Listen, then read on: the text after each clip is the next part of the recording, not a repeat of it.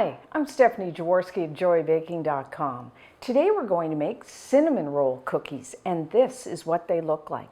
These cookies are made with a pastry that's wonderfully tender and flaky, and it's wrapped around a filling that contains apricot preserves, cinnamon sugar, and walnuts. So another name for this cookie is Rugelach. And we're going to start by making our cream cheese pastry. This pastry has a little bit of a tang to it, which I like. And with the cream cheese added to it, it makes it really easy to work with. So if you have a stand mixer like I have here, use your paddle attachment, or you could use a hand mixer. The first thing you will need is a half a cup, which is 113 grams of butter. Have your butter at room temperature. I'm using unsalted butter. I prefer the flavor, but you could use salted. And I'm just going to beat the butter until it gets nice and smooth.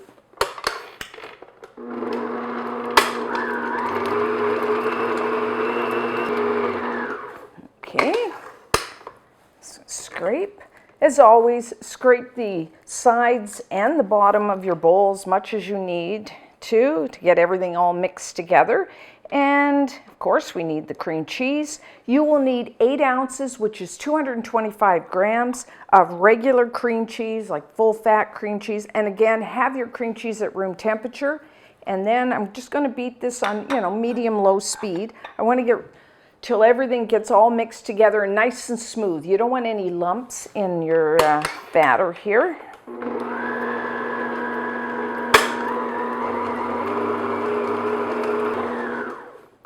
Okay, scrape that down. And then the next ingredient is granulated white sugar. You will need 3 tablespoons, which is about 45 grams. I like it a little sweet. This cookie isn't overly sweet, which I like. So I'm just going to beat that in on medium speed.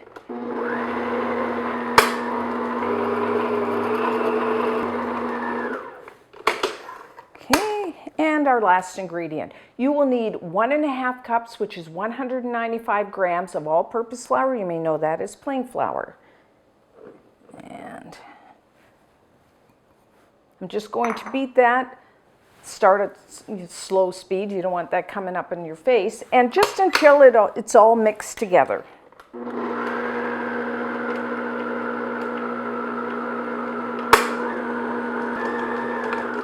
Okay, so it's pretty easy pastry to make.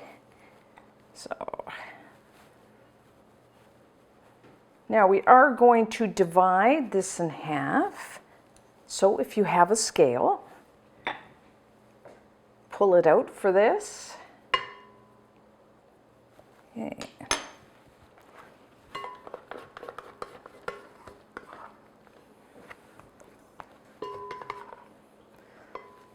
So just kind of bring it together.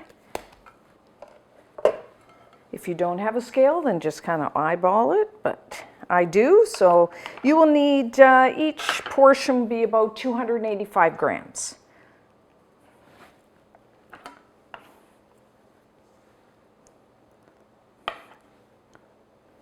Okay, there we go.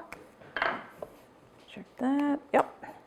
And then what I'm going to do is take some plastic wrap and then form each portion into a rectangle. So now we do need to chill our dough, maybe an hour or two, just until it's firm. I mean, you could make this the day before and chill it overnight. That's an option as well. So I'll just put it like that, wrap it up and chill it. And when we come back, we will roll it out. So now we are ready to roll out our pastry. So lightly flour your surface.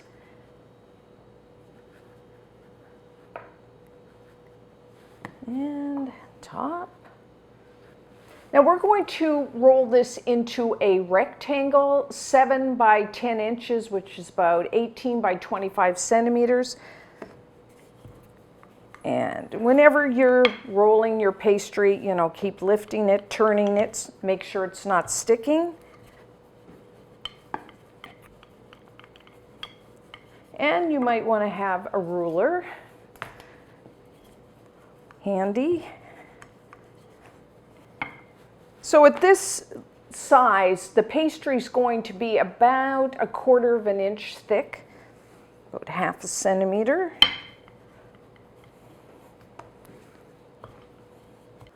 Okay, that looks about right.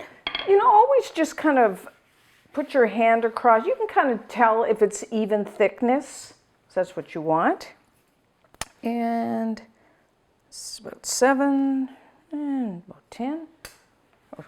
18 by 25. So now we have our rectangle. So what we're going to do is first brush, or I'm just actually going to use my offset spatula. You will need 1/3 cup, which is 90 grams of apricot preserves. And that, what we're going to do is put that on first, and that's going to act as a glue for when we put the sugar and the nuts. Plus, it adds a really nice flavor. So what I like to do, because apricot preserves have some like big pieces of fruit, which is fine. I mean, you could just put that on. But what I do is either you can heat up your apricot preserves and then strain it, or what I just did is put that in my food processor and just process it until it's nice and smooth. So we will need, I mean, probably about, we're going to divide that 1/3 cup into the 2 rectangles we have, so that's about 2 tablespoons. You just want a nice thin layer. Could you use something else? You know, my mom used to make something very similar to this with just a regular pastry, and she would just brush her pastry with water. But, you know, I think like I said, the preserves add a nice flavor. Sometimes I like to use like raspberry preserves. I mean, kind of have fun with it, you know, whatever flavor combination you want. Now, if you've ever made a rugelach, typically the most popular way is you do your pastry in a circle and make little crescents, like croissant kind of look. But this is kind of like what my mom used to do, so it's always fun to do that. So now what we're going to do is some cinnamon sugar. You will need 1/4 cup, 50 grams of granulated white sugar. To that, I'm adding 2 teaspoons of ground cinnamon. I like a real nice cinnamon flavor, just like when you make cinnamon rolls. And just mix that together. And again, we're going to we're going to sprinkle on half of this, which is again about 2 tablespoons. Mix that. And the other thing you're going to need, I'm using walnuts here. You will need about 2/3 cup, which is 65 grams of finely chopped walnuts. Another choice, pecans would be very good. You could even use almonds. And if sometimes my mom used to always use like raisins or currants, so that's another option. So just sprinkle on a nice layer of that. These are so good. You won't be able to eat just one, I can tell you that. Okay, and then I'm going to take half of our finely chopped walnuts. If you want, you can toast your walnuts first. Just you know, preheat your oven to 350 degrees Fahrenheit, 180 degrees Celsius. Put them on your baking sheet for about 8-10 minutes, or until you just start to smell them, and then let them cool, and then finally chop them. Okay, and then I'm just gonna, you want to pat that in. So, and then I'm just gonna make sure it's not sticking. Those on there. And then we're just going to roll this up into a log shape. I'll start this end so you can see. Just fold it over a little, make sure, and then just roll it up. Pretty easy, like so. And then,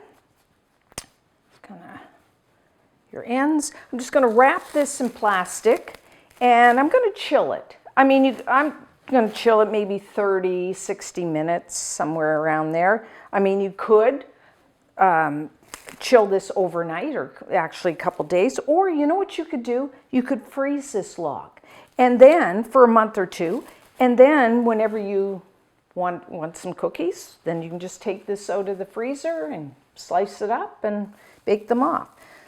So I'm just going to let this chill, and then preheat your oven to 350 degrees Fahrenheit, which is 180 degrees Celsius. And then when we come back, we're going to slice up our cookies and bake them off.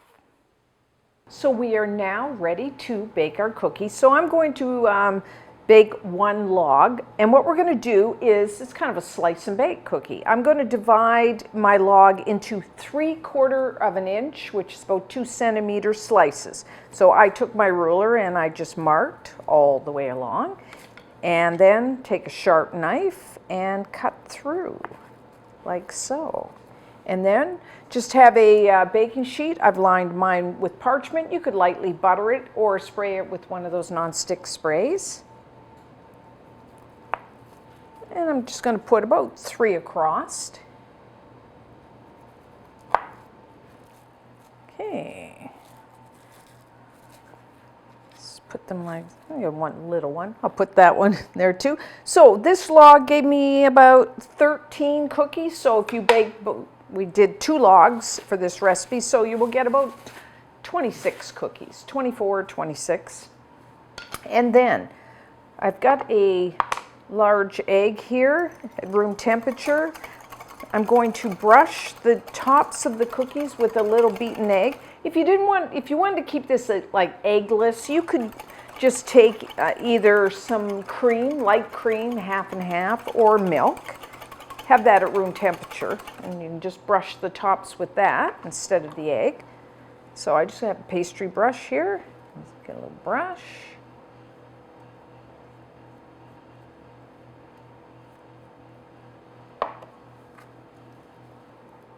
Okay.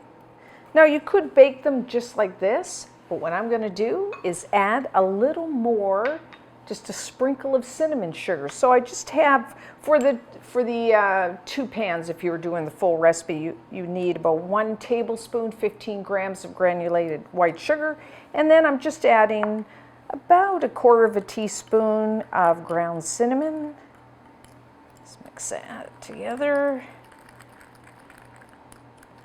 And then I'm just going to put a little sprinkle bit on the top.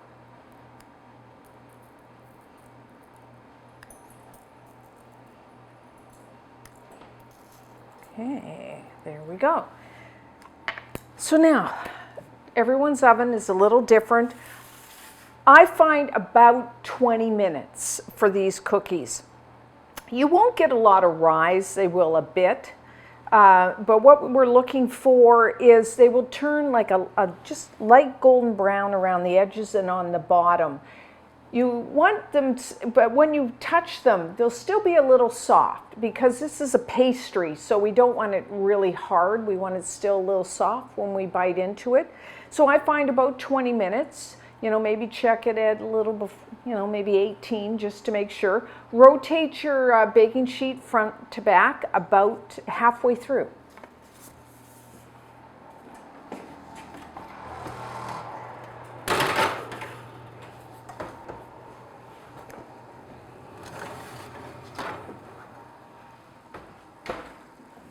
Okay, so our cinnamon roll cookies are now done.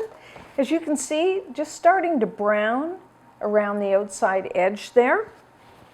Now you want to put your pan on a wire rack. Let the cookies cool, you know, a couple minutes, and then what I'm going to show you is when you transfer them over to your baking rack, you want to flip them over because as they bake, a little of the apricot preserves kind of leaks out, and then it gets nice and sticky and sweet. Kind of my favorite part of the cookie. So when you cool them, you want to turn it upside down so that they don't stick to your rack. So I'm just going to do that, let them cool a little bit, and when we come back, we will try one. So let's try one. Now, first, I think this is a really cute looking cookie. And when I rolled up my log, I didn't seal the end really tight because actually, as you can see here, when they bake, they kind of open up a little at the end. I really like the look of that. And so,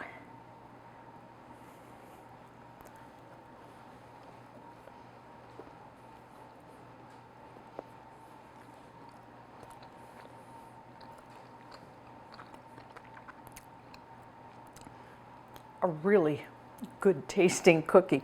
I kind of like I said, how the apricot preserve, a little of it leaks out and it gets all sticky and sweet. I love that part. And then the pastry. You don't want to overbake these. When they come out, you want them to still feel a little soft. And then the pastry is so tender and it's flaky and not too sweet. We didn't put a lot of sugar in there. And then of course, because you have that sweet filling, but it's not overly done. It's really good. So you got to try these. And until next time, I'm Stephanie Jaworski of joybaking.com.